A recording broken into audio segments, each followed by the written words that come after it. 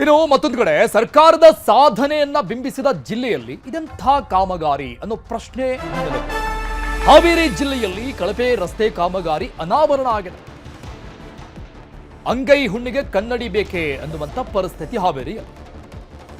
ಹಾವೇರಿ ಜಿಲ್ಲೆಯಲ್ಲಿ ಕಳಪೆ ರಸ್ತೆ ಕಾಮಗಾರಿ ಮಾಡಿರುವಂಥದ್ದು ಇದು ಕಾಣಿಸ್ತಾ ಇದೆ. ಬರಿಗೈಯೆಲ್ಲ ಎದ್ದು ಬರ್ತಾ ಇದೆ. ರಸ್ತೆಗೆ ಹಾಕಿದ್ದಂಥ ಡಾಂಬರ್ ಅಷ್ಟು ನೀಟಾಗಿ ಹಾಕಿದ್ದ. ಕಾಗಿನೆಲೆ ಗ್ರಾಮದ ಇಂಗಳಗುಂದಿ ಫ್ಲಾಟ್ನ ರಸ್ತೆ ಕಾಮಗಾರಿ ನಡೆದಿತ್ತು. 3 ದಿನಗಳ ಹಿಂದೆ ಆಗಿದೆ. ಇಂಗಳಗುಂದಿ ಫ್ಲಾಟ್ನಿಂದ ಹೆಡಿಗೊಂಡವರೆಗಿನ ರಸ್ತೆ ಇದು ಬ್ಯಾಡಗಿ ವಿಧಾನಸಭಾ ಕ್ಷೇತ್ರದಲ್ಲಿ ನಡೆದಂತಹ ಕಳಪೆ ಕಾಮಗಾರಿ. ಜನ ಅದನ್ನು ತೋರಿಸಿದ್ದಾರೆ.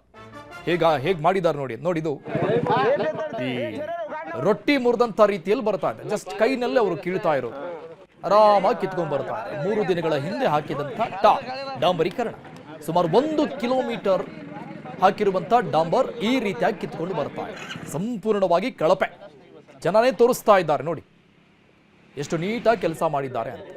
ಮಣ್ಣು ಮೇಲೆ ಡಾಂಬರ್ ಹಾಕಿ ಹೋಗಿರೋದು. ಹಾವೇರಿ ಜಿಲ್ಲೆ ಬ್ಯಾಡಗಿ ವಿಧಾನಸಭಾ ಕ್ಷೇತ್ರದಲ್ಲಿ ಕಳಪೆ ಕಾಮಗಾರಿ.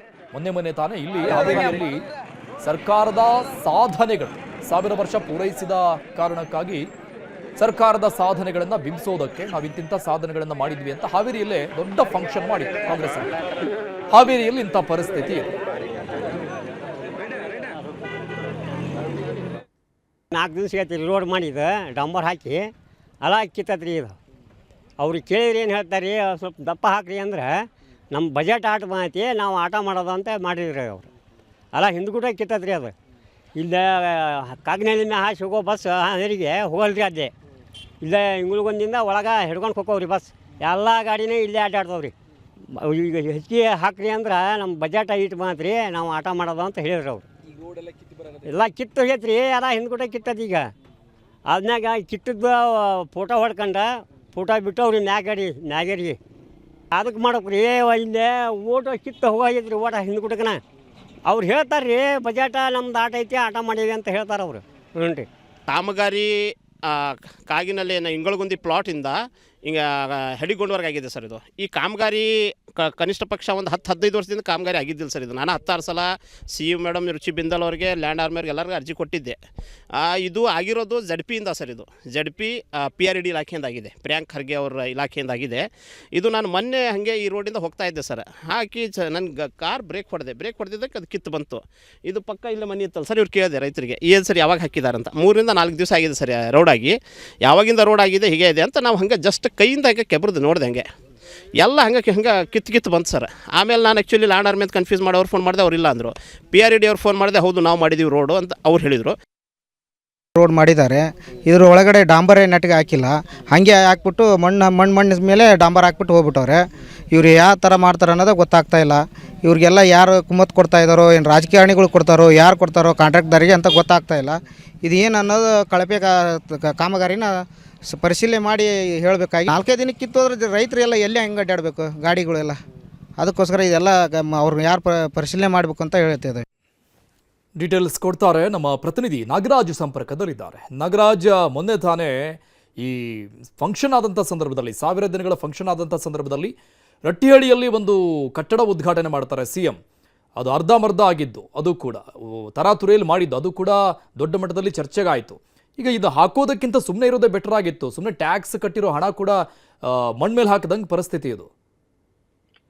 ಖಂಡಿತವಾಗ್ಲೂ ಅರುಣ್, ಸರ್ಕಾರ ಕೂಡ ಮತ್ತೆ ಸಚಿವ ಸಂಪುಟದ ಬಹುತೇಕ ಸಚಿವರು ಕೂಡ ಹಾವೇರಿಗೆ ಬಂದು ಇಲ್ಲಿ ದೊಡ್ಡ ಮಟ್ಟದಲ್ಲಿ ಸಾಧನಾ ಸಮಾವೇಶವನ್ನ ಕೂಡ ಮಾಡಿದ್ರು. ಅದಾದ ಬಳಿಕ ಒಂದೊಂದೇ ಸರ್ಕಾರದ ಲೋಪದೋಷಗಳು ಕೂಡ ಈಗ ಹೊರಬೀಳ್ತಾ ಇರ್ತಕ್ಕಂಥದ್ದು. ಅದೇ ರೀತಿಯಾಗಿ ಈ ರಸ್ತೆ ಕಾಮಗಾರಿ ಕೂಡ ಸುಮಾರು 1 ಕಿಲೋಮೀಟರ್ ರಸ್ತೆಯನ್ನ ಮಾತ್ರ ನಿರ್ಮಾಣವನ್ನ ಮಾಡಿರ್ತಕ್ಕಂಥದ್ದು. ಅದು ಕೂಡ ಸಂಪೂರ್ಣವಾಗಿ ಕಳಪೆ ಆಗಿದೆ. ಬರೋಬ್ಬರಿ 15 ಲಕ್ಷ ರೂಪಾಯಿಯನ್ನ 1 ಕಿಲೋಮೀಟರ್ ರಸ್ತೆಗಾಗಿ ಅಂದಾಜು ಕಾಮಗಾರಿಯ ವೆಚ್ಚವನ್ನ ಮಾಡಿರ್ತಕ್ಕಂಥದ್ದು. ಕಾಮಗಾರಿ ನಡೆಸಿದ ಬಳಿಕವಾಗಿ ಸಂಪೂರ್ಣವಾಗಿ ಡಾಂಬರೀಕರಣ ಆಗಿರ್ತಕ್ಕಂಥ ರಸ್ತೆ ಸಂಪೂರ್ಣವಾಗಿ ಕಿತ್ತು ಬರ್ತಾ ಇದೆ. ಏನು ಪ್ರಮುಖವಾಗಿ ಹಾವೇರಿ ಜಿಲ್ಲೆಯ ಬ್ಯಾಡಗಿ ವಿಧಾನಸಭಾ ಕ್ಷೇತ್ರದಲ್ಲಿ ಬರ್ತಕ್ಕಂಥ ಕಾಗಿನೆಲೆ ಗ್ರಾಮದಲ್ಲಿ ಇರ್ತಕ್ಕಂಥ ಇಂಗಳಗುಂದಿ ಪ್ಲಾಟ್ ನಿಂದ ಎಡಿಗುಂಡ ಗ್ರಾಮದವರೆಗೆ ಸುಮಾರು 1 ಕಿಲೋಮೀಟರ್ ರಸ್ತೆಯನ್ನ ನಿರ್ಮಾಣ ಮಾಡಿದ್ದಾರೆ.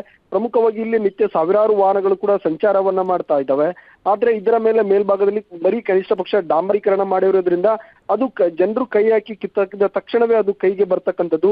ಇದು ಎಲ್ಲೋ ಒಂದ್ ಕಡೆ ಕಳಪೆ ಕಾಮಗಾರಿ ಅನ್ನೋದು ಕೂಡ ಸತ್ಯ ಬಯಲಾಗಿರ್ತಕ್ಕಂಥದ್ದು. ಹೀಗಾಗಿ ಇದನ್ನ ಯಾವ ಕಾರಣಕ್ಕಾಗಿ ನೀವು ಈ ಡಾಂಬರೀಕರಣ ಮಾಡಬೇಕಾಗಿತ್ತು? ಯಾಕಂದ್ರೆ ಸುಮಾರು 15 ವರ್ಷಗಳಿಂದ ಕೂಡ ಆ ಒಂದು ಊರಿಗೆ ಡಾಂಬರೀಕರಣ ಆಗಿರ್ಲಿಲ್ಲ.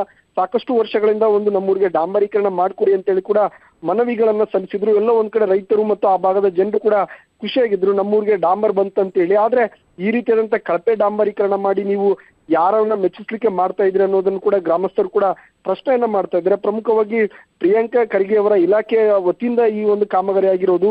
ಹೀಗಾಗಿ ಈ ಒಂದು ಕಾಮಗಾರಿಯ ತಂತ್ರಜ್ಞಾನವನ್ನ, ಟೆಕ್ನಾಲಜಿಯನ್ನ ಎಲ್ಲಿ ಕಂಡುಹಿಡಿದಿದ್ದಾರೆ ಅನ್ನೋದನ್ನು ಕೂಡ ಗ್ರಾಮಸ್ಥರು ವ್ಯಂಗ್ಯವನ್ನ ಮಾಡ್ತಾ ಇದ್ದಾರೆ. ಇದಕ್ಕೆ ಸಂಬಂಧಪಟ್ಟಂತ ಅಧಿಕಾರಿಗಳು ಕೂಡ ಕೂಡಲೇ ಪರಿಶೀಲನೆಯನ್ನ ಮಾಡಬೇಕು. ಸ್ಥಳಕ್ಕೆ ಭೇಟಿ ನೀಡಿ ಇದಕ್ಕೆ ಸಂಬಂಧಪಟ್ಟಂತ ಅಧಿಕಾರಿಗಳು ಮತ್ತು ಗುತ್ತಿಗೆದಾರರು ಯಾರೆಲ್ಲ ಮಾಡಿದ್ದಾರೆ ಇದನ್ನ ಥರ್ಡ್ ಪಾರ್ಟಿ ಇನ್ಸ್ಪೆಕ್ಷನ್ ಅನ್ನ ಮಾಡ್ಬೇಕಂತ ಹೇಳಿ ಕೂಡ ಒತ್ತಾಯವನ್ನು ಕೂಡ ಮಾಡ್ತಾ ಇದ್ದಾರೆ ಅರುಣ್. ಈಗ ಓಕೆ, ಥ್ಯಾಂಕ್ ಯು ನಾಗರಾಜ್ ಡೀಟೇಲ್ಸ್ಗೆ.